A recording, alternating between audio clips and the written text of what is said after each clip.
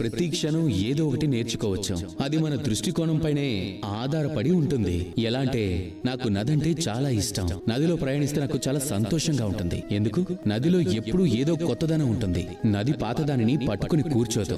ఎల్లప్పుడూ ప్రవహిస్తూనే ఉంటుంది, ఎప్పుడూ ఆగదు. అది ఎప్పటి వరకు ఆగదంటే సముద్రంలో కలిసిపోయేంత వరకు ఆగదు. కొంచెం ఇదే విధంగా మన జీవితాన్ని కూడా జీవించాల్సి ఉంటుంది. నదిలా ప్రతి క్షణం కొత్తగా ఆ విధంగా జీవితాన్ని జీవిస్తే పాతదంటూ ఏదీ మీలో దాచుకోవద్దు. లోపలున్న స్మృతులను స్వయంగా కోల్పోవద్దు. ఏదైతే వర్తమానం ఉందో, ఏదైతే ఈ క్షణం ఉందో, అదే అన్నింటికన్నా శ్రేష్టమైనది. ఇందులోని జీవితాన్ని జీవించండి. నదిలా ప్రవహిస్తూ ఉండండి. మీరు నేర్చుకుంటే అర్థమవుతుంది.